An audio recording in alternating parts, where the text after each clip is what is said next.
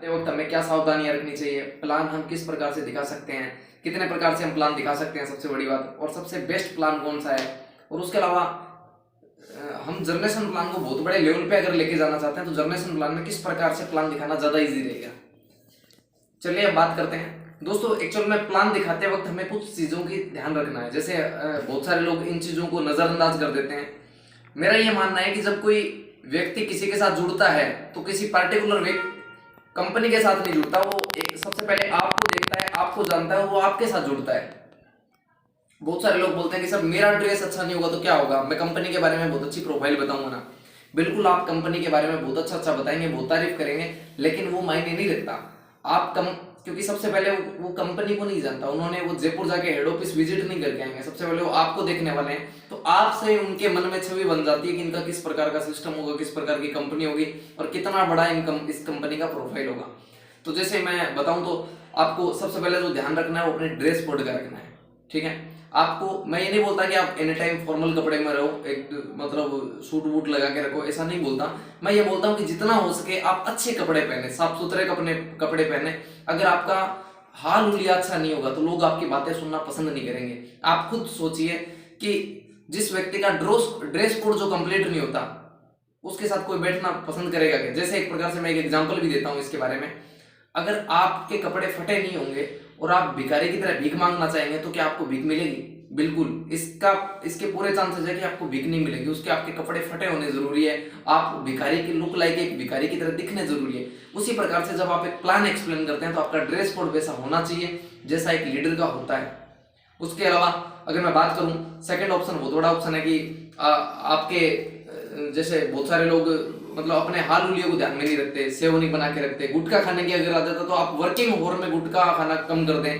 ठीक है, जैसे अगर आपकी टीम क्रिएट हो रही है, आप टीम में बहुत अच्छी लीडरशिप लाना चाहते हो और आप टीम के सामने एक आदत आपकी है कि आप बीड़ी और सिगरेट पीना शुरू कर देते हैं। मैं 1 मिनट में म्यूट कर देता हूँ और नेक्स्ट टाइम अनम्यूट करने के कंडीशन में सर आप बाहर हो जाएंगे। हाँ, अभी बात कंटिन्यू करते हैं। अगर आपकी टीम है और आप चाहते हैं कि टीम में अच्छी लीडरशिप आए और आपके टीम में कुछ लोग क्या है कि बीड़ी या गुटखा का सेवन करते हैं लगातार, आप कुछ ही टाइम में देखोगे कि टीम में एक व्यक्ति दूसरे व्यक्ति से, 1 मिनट में रिमूव कर देता हूं इनको। ओके, डन हो चुके हैं, चलिए बहुत बढ़िया। तो आप देखोगे जल्दी कि आपकी टीम में जो मतलब एक दूसरे से, क्योंकि जो जिस चीज की संगत है वैसी रंगत आना जाहिर सी बात है कि वैसा ही होगा।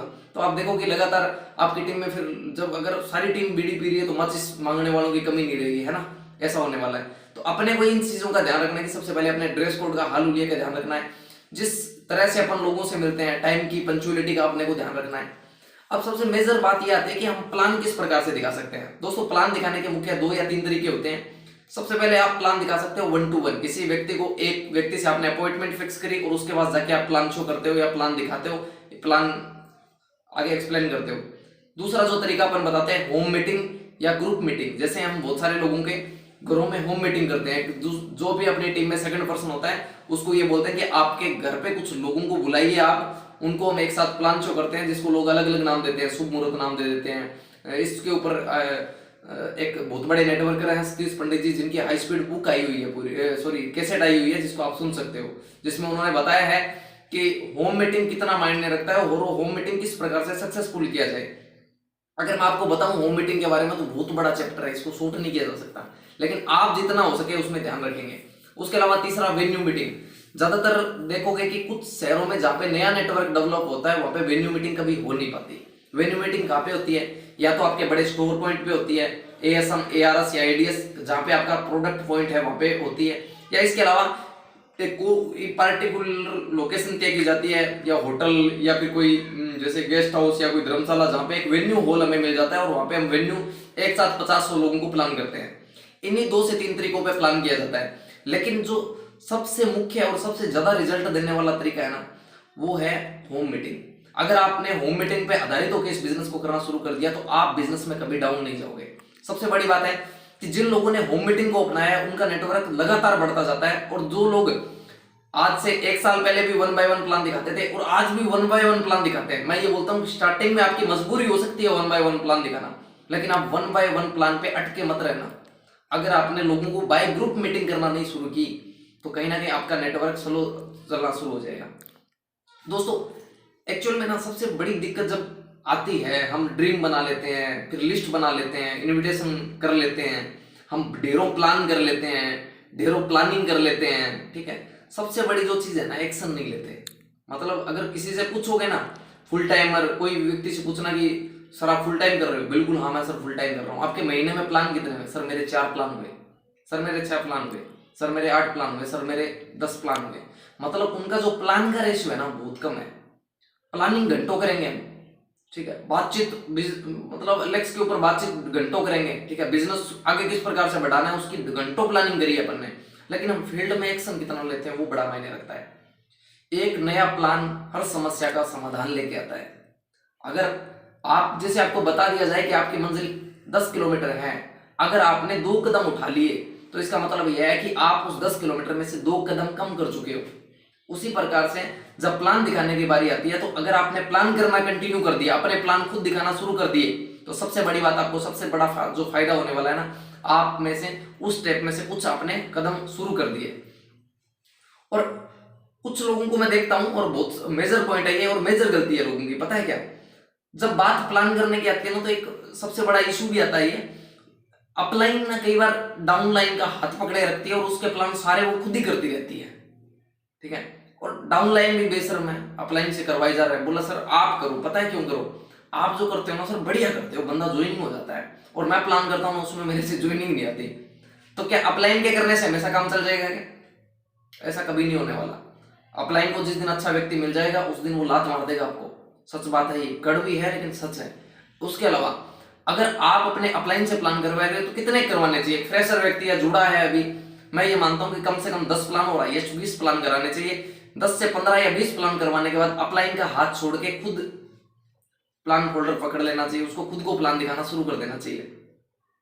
जब जिन लोगों को आदत पड़ जाती है ना अपलाइन के साथ निकलने की, फिर उनसे अकेले निकलने की हिम्मत भी नहीं होती, ठीक है।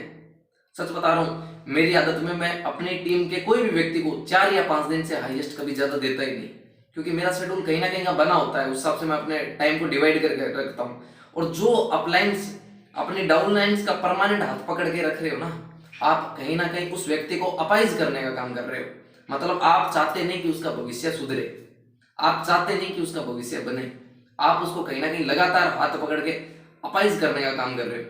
और कोई सुन रहे हैं, अच्छा एक और बात बताऊं आपको, किसी को लग रहा है कि मैं उनके अपलाइन की बात कर रहा हूँ या दूसरी कोई डाउनलाइन की बात कर रहा हूँ, ये बातें आपकी हो रही है सही बताने में। आप अपने ऊपर लेके देख सकते हो कि क्या मैं अपने अपलाइन के साथ क्या ऐसा करता हूँ, क्या मैं अपनी डाउनलाइन के साथ ऐसा करता हूँ। तो आपको बहुत बार ऐसा होता है, मैंने देखा है कि जब कोई अपलाइन पार्टिकुलर सिटी में जाता है और जब वर्किंग करता है तो उन दिनों में तो बहुत बढ़िया वर्किंग होती है। वो अपलाइन जब घर पहुंचता है तो आने वाले 7 दिन कोई फोटो नहीं आती, कोई वर्किंग का शेड्यूल नहीं होता, कोई प्लानिंग नहीं होती, तो कहीं ना कहीं कोई शेड्यूल नहीं होता है व्यक्ति का, और वास्तव में देखा जाए तो वो रिजल्ट फिर वो उस पर आधारित होकर रह जाता है। दोस्तों 1 बाय 1 प्लान कितना टाइम करना चाहिए? एक्चुअल में 1 बाय 1 प्लान जो है, जैसे मैं एक नेटवर्कर मानता हूं अपने आप को, तो मुझे जिंदगी भर करने पड़ेंगे। पता है क्यों? क्योंकि मेरा पार्टिकुलर जो प्रोस्पेक्ट है वो तो मेरे से ही प्लान देखेगा ना। जब मैं स्कॉर्पियन होऊंगा तब भी देखेगा, जब मैं कोई लियो स्टार या कोई बहुत बड़े लेवल पे होऊंगा तब भी देखेगा। तो 1 बाय 1 प्लान है ना, वो खुद का काम है, वो आप जिंदगी भर दिखाओगे, लेकिन उसकी जो संख्या है ना उसको कम कर दो। आप ये चाहो कि महीने में मैं 50 1 बाय 1 प्लान दिखाऊं, तो आप गलत सोच रहे हो। आप स्टार्टिंग के 3-6 महीने और 1 साल तक 1 बाय प्लान की संख्या बढ़ा सकते हो, लेकिन उसके बाद 1 बाय 1 प्लान जो है उनको कम कर दो कहीं ना कहीं। अगर आप पूरी जिंदगी उसको घसीटोगे एक एक प्लान को करने में, तो इसका मतलब है कि आप टीम को लीड करने में और टीम को खड़ा करने में सक्षम नहीं हुए, इसलिए आपको 1 बाय 1 प्लान करने पड़ते हैं। अच्छा, होम मीटिंग में कैसे उतारे लोगों को? सबसे बड़ी बात, बहुत सारे लोग बोलते हैं कि सर मेरा टीम का जो व्यक्ति है ना वो तो होम मीटिंग करवाना ही नहीं चाहता। वो बोलता ही नहीं कि सर वो बोलता है कि मेरे तो घर वाले ही नाराज हैं, सर घर पे मत आ जाना, आपके भी पड़ेगी मेरे भी पड़ेगी, देखना दिक्कत हो जाएगी फिर, सही है ना। और मतलब बड़ा इश्यू बन सकता है, सर मेरे घर वाले नहीं मानते हैं और मुझे घर से बाहर फेंक देंगे, मतलब ऐसी समस्याएं बता देते हैं हम लोग, ठीक है ना। तो मैं आपको एक बढ़िया वाला सॉल्यूशन देने वाला हूँ। एक्चुअल में इजी वे में आप बहुत बड़ा ऑप्शन उठा सकते हो। अगर आप प्लान करना खुद चाह रहे हो, सबसे बड़ी बात उसको भूलिए। सबसे पहले तो आप खुद देखिए कि क्या आपने होम मीटिंग ऑर्गेनाइज करी है अपने घर पे। अगर आपने अपने घर पे होम मीटिंग ऑर्गेनाइज कर ली है तो सबसे बड़ी बात है कि आप आगे वाले को बोल सकते हो कि सर मैंने अपने 10-20 गेस्ट को बुला के मेरे घर पे होम मीटिंग ऑर्गेनाइज की थी या शुभ मुहूर्त ऑर्गेनाइज किया था, जिसके माध्यम से मैंने बताया लोगों को कि मैंने एक नया काम शुरू किया है, मैंने एक नया बिजनेस शुरू किया है जिसके बारे में मैं आपका जानकारी देना चाहता हूँ, और उसके लिए मेरे कोई सर आए हैं, वो उनसे मैंने सेशन करवाया घंटे 2 घंटे। अगर आपने करवाया होगा तो आप टीम में क्या बोल पाओगे कि आप भी करो सर, आपका बिजनेस इसी से बढ़ता है। आपने बोल दिया, 2 बार बोल दिया, 3 बार बोल दिया, फिर नहीं करवाता व्यक्ति, ज्यादा टेंशन नहीं लेनी, ठीक है। उसको बताओ कि सर संडे को मीटिंग होती है, हमारे वहां पे आ जाना। एक और बात बता दूं आपको, आप सोच रहे हो कि 10 के 10 लोग आपके कहने से होम मीटिंग करवा लेंगे, बिल्कुल नहीं करवाएंगे। लेकिन आपको कुछ चुनिंदा लोग चाहिए जो आपकी तरह होम मीटिंग करवाने के लिए तैयार हो। अगर आपने हर व्यक्ति के घर में हर महीने 2 से 3 होम मीटिंग की आदत डाल दी तो सबसे अच्छी बात है कि 10 से 20 हजार का प्रोडक्ट उनका खुद का मूव होना शुरू हो जाएगा। और बाद में अगर ऐसे उनके 5, 7, 10 लोग, 20 लोग टीम में आ गए तो उनका ऑटोमेटिकली राइजिंग स्टार भी क्वालिफाई होना शुरू हो जाएगा। लेकिन ऐसा किस कंडीशन में हो सकता है? अगर आप उनको खुद होम मीटिंग के बारे में फायदे बताकर उनको होम मीटिंग के लिए प्रेरित करते हैं तो। उसके अलावा अगर आपके शहर में एआरएस है या एएसएम है या बड़ा कोई एडीएस एक जिम्मेदार व्यक्ति के पास है, तो आप जो होम मीटिंग है उसको वीकली मीटिंग पे लेके आओ, वेन्यू मीटिंग पे, जैसे जिसको बोला जाता है मंथली। आप अलग अलग नेटवर्क कंपनीज में अलग अलग नाम से बोला जाता है, जैसे वीकली मीटिंग बोल दिया जाता है, कोई बोला जाता है वेन्यू मीटिंग, कोई बोला जाता है मतलब जस्ट ब्रेकअप मीटिंग, ऐसा बोला जाता है। लेकिन लोग ना अलग अलग उसको नाम से जानते हैं। लेकिन आप बताऊं उससे क्या होता है कि आप ऑटोमेटिकली उस मीटिंग को ऑर्गेनाइज करो एवरी 7 डेज से।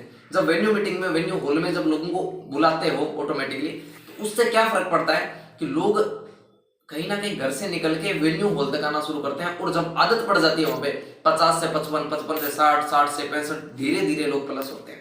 सबसे अच्छी बात है कि वहां पे आपको ज्यादा मेहनत नहीं करनी पड़ती, क्योंकि प्लान बताने वाला पार्टिकुलर कोई व्यक्ति होता है जो राइजिंग, साइनिंग, शूटिंग, वेगा, स्कॉर्पियन, कोई ना कोई एक लेवल से बिलोंग करने वाला व्यक्ति होता है जो प्लान एक्सप्लेन करता है और वहां पे उसकी इनकम दिखाई जाती है, उसकी इनकम बताई जाती है। आपको वहां पे पार्टिकुलर अपनी इनकम बताने की जरूरत नहीं है।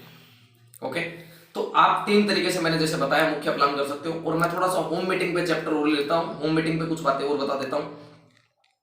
जब भी किसी व्यक्ति के घर पे होम मीटिंग करो, आगे वाले को एक बात बताओ कि सर इसको ना आप अगर फर्स्ट टाइम मीटिंग कर रहे हो तो होम मीटिंग को शुभ मुहूर्त का नाम दे सकते हो आप। शुभ मुहूर्त मतलब आपके घर पे जैसे हम एक छोटा सा काम भी शुरू करते हैं, पान का खोखा भी लगाते हैं, तो उसका भी मुहूर्त होता है, सही है ना। और एक्चुअल में हमारे हर धर्म में जब भी कोई काम की शुरुआत होती है तो ईश्वर, अल्लाह, वाहिगुरु, जिसको भी आप मानते हो उसको याद करके ही किया जाता है।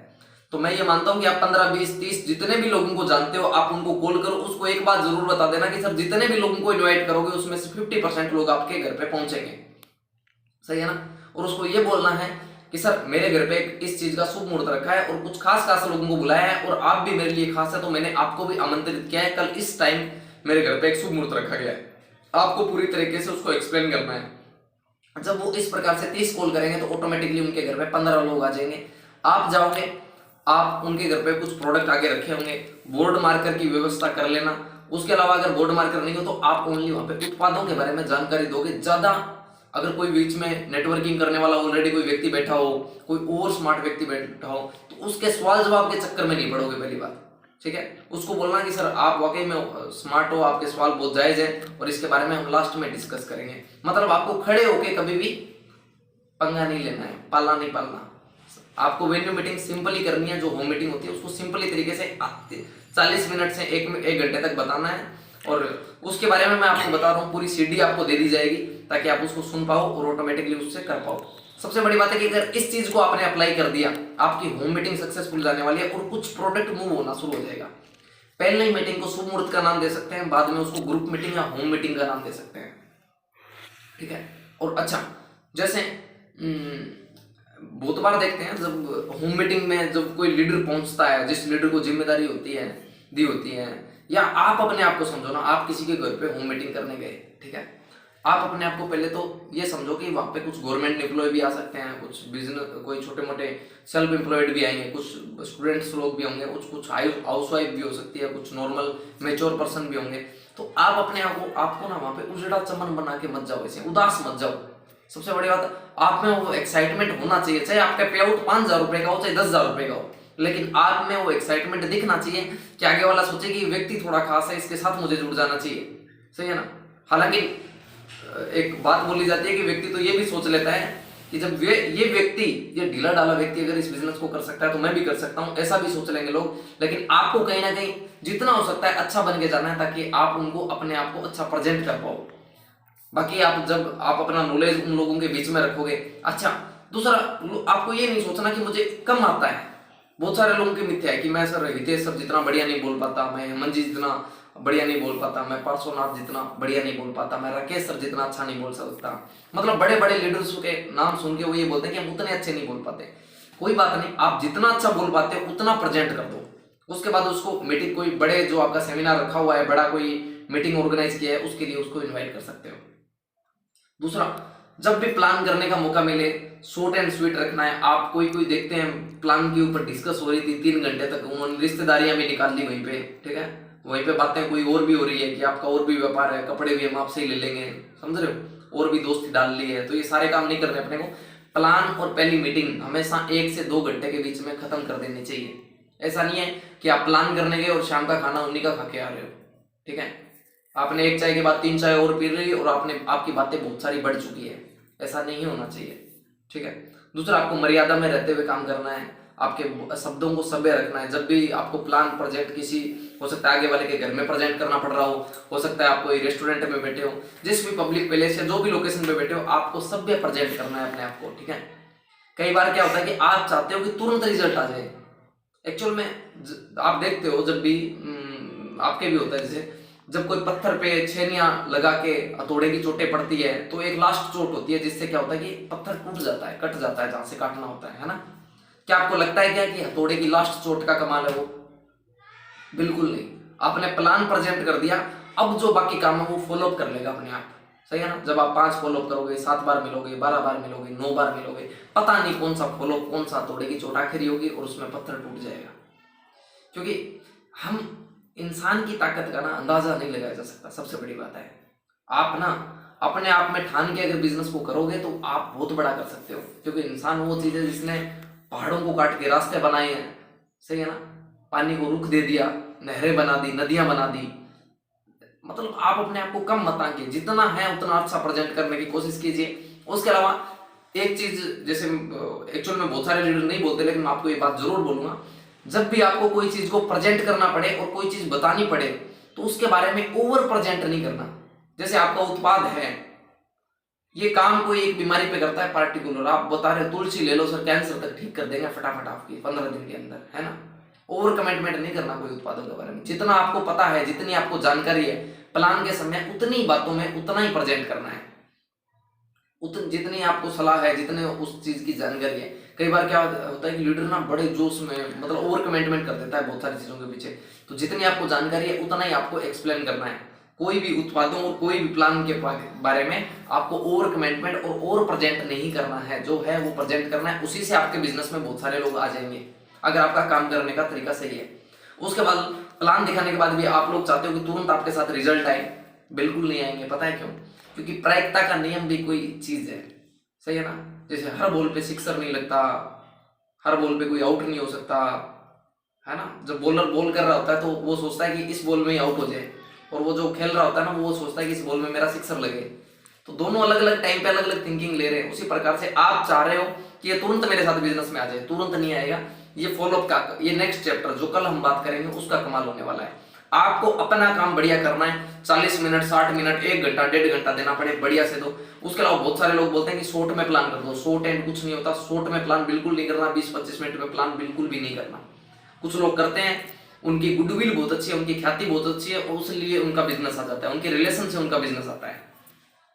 कहने का मतलब मैं क्या कह रहा हूं, अगर कोई व्यक्ति बोलता है उसके व्यवहार से ज्वाइनिंग आ जाती है, तो उसकी ख्याति बहुत अच्छी है, उसकी गुडविल बहुत अच्छी है, उसकी लोगों में उठक बैठक बहुत अच्छी है, इसलिए उसके साथ ज्वाइनिंग आ जाती है। आपको ये गलती कभी नहीं करनी, मैं ये गलती कभी नहीं करना। मैं प्लान प्रॉपर, हर व्यक्ति के मुझे कहने के बाद भी कि सर प्लान शॉर्ट किया करो, फिर भी मेरे को 40 से 60 मिनट और हाईएस्ट 1.5 घंटा आज भी प्लान देने में लगता है, ठीक है।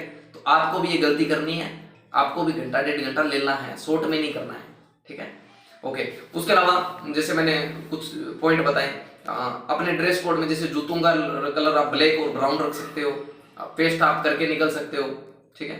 एक आदत बहुत बुरी जो है नेटवर्करों में, बहुत सारे लोग नेटवर्कर जो फील्ड कर रहे हैं, इनिशियल लेवल पे हैं, स्टार्टिंग के लेवल पे, उनको एक बुरी आदत होती है, पता है, स्टार्टिंग में वो घर से खाना ना खा के निकलने की आदत होती है।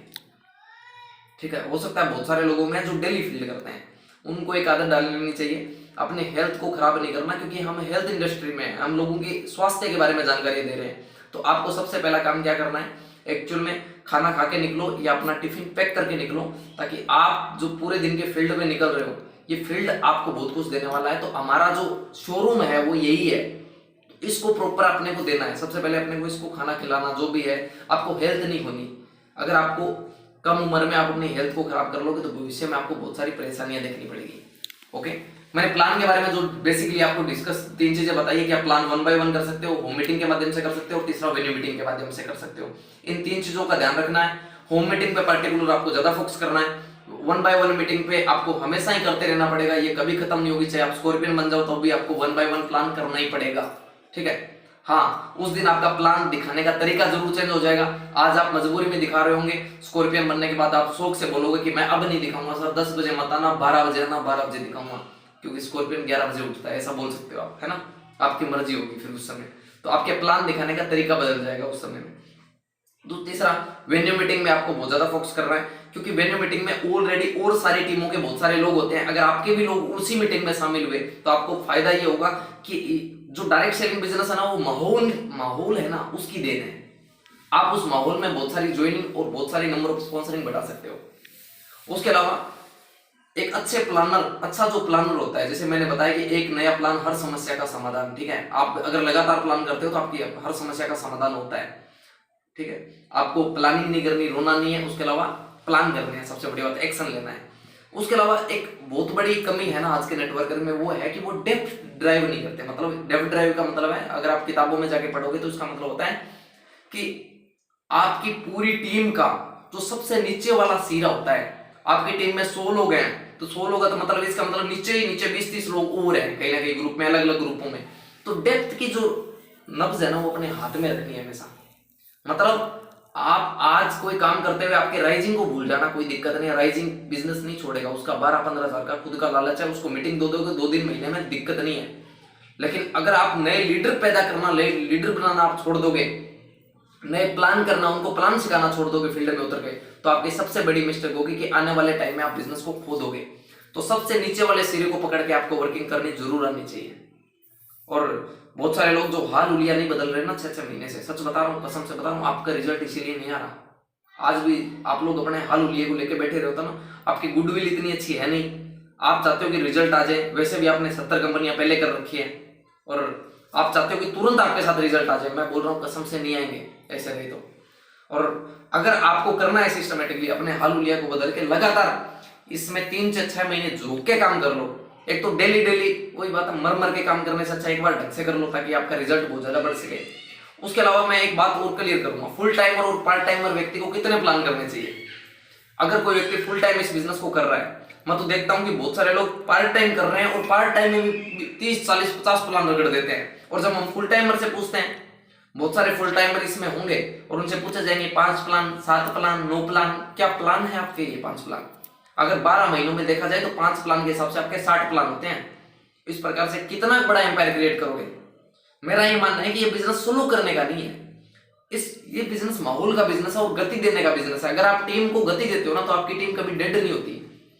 जो टीम लटक रही होती है ना, डेड होने के मूड में होते हैं जो लोग, उनको भी आप स्पीड दे सकते हो, फास्ट करके, टीम को थोड़ा फास्टेस्ट रन करके। अब एक पार्ट टाइम अगर व्यक्ति बिजनेस को कर रहा है तो उसको महीने में कम से कम जो प्लान करने होते हैं 15 से 20 प्लान उसको पार्ट टाइम में दिखा देने चाहिए, अगर पार्ट टाइम कर रहा है। अगर वो 6 महीना बिता चुका और उसके पास नेटवर्क है तो भी उसको 10 प्लान तो करने चाहिए। मेरा ये मानना है कि जो व्यक्ति प्लान अपने दिखाता रहता है ना, उसके पास लोगों की कमी कभी नहीं आती। उसके अलावा सबसे बड़ी बात, अगर कोई व्यक्ति फुल टाइम कर रहा है तो महीने के कम से कम 40 से 60 प्लान उसको फुल टाइम में करने चाहिए। अगर उसको काम करते हुए 1 साल, 1.5 साल, 1.25 साल या हो चुका है तो अपने प्लानों की संख्या 10 से 20 कर ले तो भी कोई दिक्कत नहीं है, तो भी वो अपनी टीम को संभालते हुए 10 से 20 प्लान कर सकता है। 70% जो 60 से 70% टाइम है वो पुरानी टीम को देना है, 30 से 40% जो टाइम है वो अपने लिए रखना है, नए नेटवर्क को बिल्ड करने में रखना है। सही है ना। सारा महीना एक डाउनलाइन को बाइक पे लेके नहीं घूमना है। ये गलत आदत मत डालो, इससे नुकसान होगा। वो भी डाउनलाइन भी बैठ जाएगी, आप भी बैठ जाओगे। इसलिए आप अपनी डाउनलाइंस बदलते रहे, लोगों को सिखाते रहे, जो डेफ ड्राइव करते रहे, मतलब नए नए लीडर्स के साथ करते रहे। ओके, 7:47 हो चुका है लगभग। हमारा जो टाइम पीरियड होता है वो काफी हद तक कंप्लीट हो चुका है। इसी प्रकार से आप प्लान प्रेजेंटेशन करना सीख सकते हो एक्चुअल में। उसके अलावा हमारा प्लान का पूरा एक वीडियो है यूट्यूब पे 32 मिनट का। जिनको प्लान दिखाना नहीं आता, बहुत बड़ा इशू है ना, प्लान दिखाना ही नहीं आता, तो स्टार्टिंग में दीवार को दिखा सकते हो, बीवी को दिखा सकते हो, सासू माँ को दिखा सकते हो, भाई को दिखा सकते हो, मम्मी को दिखा सकते हो, किसी को दिखा लो। 2-4 बार प्लान के अभ्यास कर लो, जिसको दिखा सकते हो। अभ्यास करने के बाद आपका 2-4 प्लान करने के बाद हर नया प्लान पिछले प्लान से ऑटोमेटिकली परफेक्ट होता चला जाएगा। 11वें से 12वां अच्छा होगा, 52वें से 53वां अच्छा होगा। इस बात को ध्यान रखना है, ठीक है ना। हर नया प्लान ऑटोमेटिकली अच्छा होता चला जाएगा, इस चीज का ध्यान रखना है आपको। तो इसी प्रकार से आप कर सकते हो। उसके अलावा सबसे एक मेजर पॉइंट आपको ये चीजों का ध्यान रखना है, प्लान की ये बेसिक बातें हैं। उसके अलावा आपको प्लान के बारे में और जानकारी चाहिए तो 32 मिनट का अपना पूरा जो वीडियो है यूट्यूब पे आप चेकआउट कर सकते हो, उसको देख सकते हो, वॉच कर सकते हो। जिनको नहीं पता है वो मेरे यूट्यूब पे चले जाएं, आप यूट्यूब पे सर्च करेंगे अलेक्स परिवार, तो फुल प्लान लिख देना, तो ऑटोमेटिकली अपना जो वीडियो है आप लोगों के सामने आ जाएगा। उसको पूरा टोटली वॉच कर लीजिए। उस 32 मिनट में हमने टोटली प्लान क्लियर किया है, आप बार बार वॉच करके उसको देख सकते हैं। ओके, उसके अलावा कमेंट में कोई और सुजेस्ट करना चाहता है, कोई राय देना चाहता है, कोई अपनी जानकारी रखना चाहता है, तो मुझे फटाफट चैट बॉक्स में बता सकते हैं, ताकि मुझे आइडिया लगे। और आज का सेशन आपको कैसा लगा मुझे जरूर बताएं फटाफट। हमारे पास 2-4 मिनट है, उस समय में आप चैट बॉक्स में फटाफट मुझे कुछ बताना चाहते हैं तो बता सकते हैं। ओके, लगभग जितने लोग इस सेशन को कनेक्ट होकर देख पाए उनके लिए बहुत बहुत धन्यवाद। लगभग 22 लोग हम कनेक्टेड हैं।